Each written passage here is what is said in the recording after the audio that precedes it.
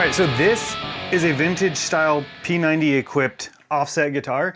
This is a very much not vintage style, modern metal chugging machine. This is the Omega Granophyre V1.5 Special Edition. This is the Vola Guitars JZ FRO.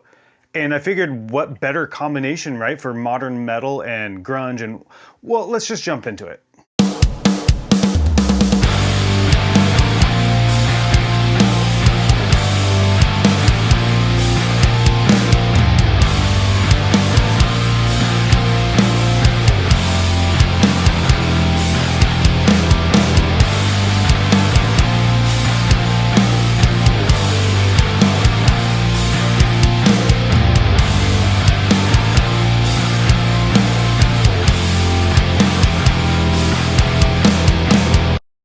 So last time that you saw me with this guitar, I did a review and a pretty in-depth demo of it, the pickups, its capabilities, and what this guitar is and what it does. And I have since legit fallen in love with this guitar. It is so fun to play. And although I'm not a Vola artist or anything like that, I do want to say that down in the description below, there is an affiliate link. So if you decide to purchase any of these Vola guitars, I will get a commission off of that. But you will save 5% on your purchase using code Heartless. So not a sponsored video or anything like this, but they were kind enough to send me over that discount code because of the earlier video that I made for the guitar. And so for the past few weeks, I've been jamming on it through my Omega Granophyre, which is such a fun amp to play through. And the demo that you just heard, I know it was short, I know it was sweet, but that was just a simple grunge track that I'm putting together right now. And I figured, why not try grunge through the Granophyre? It's not like it can't do it. It might be one of the tightest modern metal amps out there without pedals or anything. But today we're going to kind of push that and kind of saturate the living heck out of it with P90s, which we know these are hot single coils. They sound great. So let's go ahead and turn off everything. I did have the Opaque Drive Overdrive from Substation Onyx turned on for the demo itself, and that's running on the silver channel, and I have some gain added to it, mids are cranked on it, and the level's actually pretty far down. And I did also have the Sentry noise gate on before that too, because obviously single coil P90s, these do have a lot of noise that go out into it. So let's go ahead and turn that off now so you can hear what I mean. I'm gonna turn off the Overdrive first and then turn off the Sentry. So now we have noise, right? So I'm gonna turn that back on. And this is what we have with the Vola and the amp, no overdrive at all.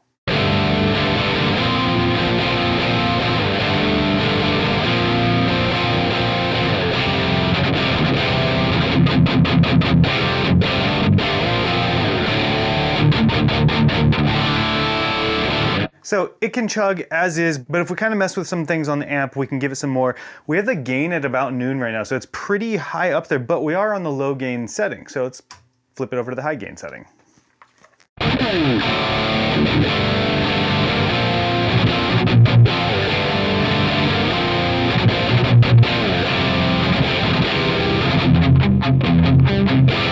So you see it does saturate a little bit more, got a little bit tighter, and it still stayed really clear. It's something I love about these P90s.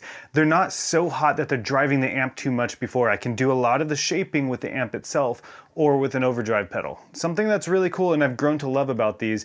And I didn't really ever used to care about P90s, single coils in general.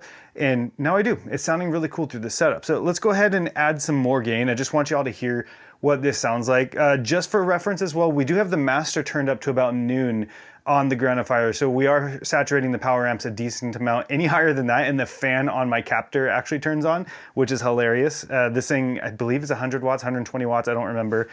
Everything here is basically at noon too. So let's go ahead and crank some more gain into this thing. You can hear the noise gate fighting it. So that is a lot thicker.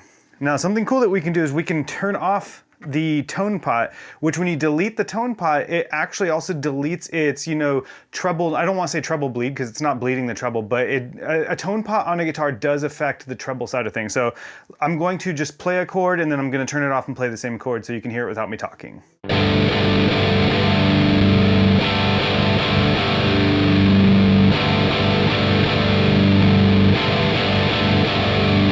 So you hear when you delete that tone pot, you get instantly quite a bit more high end back, which is going to deceive your ears into thinking that it's cutting low end, but it's not. It's not cutting low end, it's just giving you that high end back.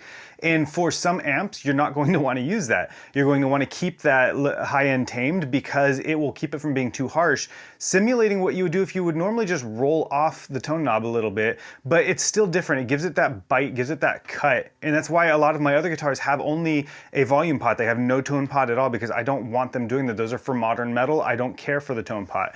On a guitar like this though, it's a bit more versatile and you'd want to use it for maybe different genres, like grunge for instance, or shoegaze, where you don't need all of that treble. You don't necessarily want the guitar to cut all the way through, and that makes for a really, really cool mod that you could normally do to a guitar, but it's already here. So this is literally a tone delete, which I love. I think it's such a cool mod on this guitar.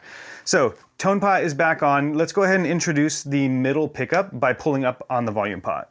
And let's start with just the bridge pickup, and then you'll see me pull up on the volume pot to reintroduce the middle pickup.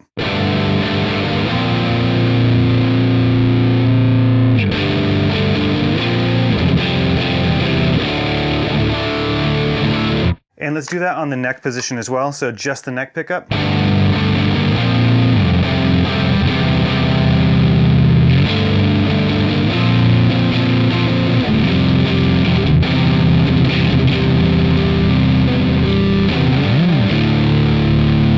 All right, so you can hear we've got a full tonal range of tones, I guess. I don't know where I was going with that one, but you've got a lot that you can do with it. Now let's go ahead and bring that gain back down because obviously that's a little bit too thick for my liking. So let's go to about noon again on it, and let's go ahead and shape it a little bit more with the onboard controls.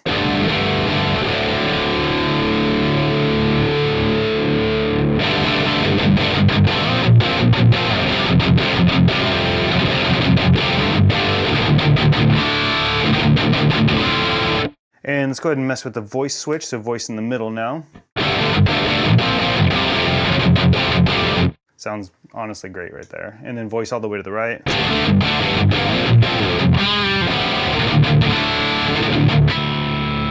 And I'm gonna put the voice back in the middle. It seems to be where I like it for like a modern metal sound, and we'll pull the focus switch to the left.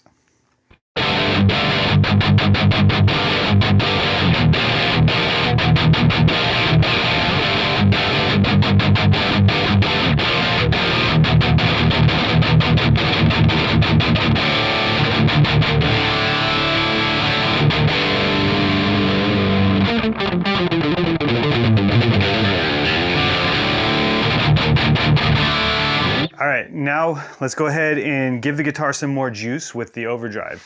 So Opaque Drive, I need to figure out how to put my pedals over here with the amp so y'all can see it. Again, I'll put it up on the screen so y'all can see what I was working with, but silver channel is now on. It's set to full. Levels a little bit above noon. Mids are about, I don't know, 3 o'clock or so. Gain is about 9 o'clock. So let's go ahead and see how that sounds now.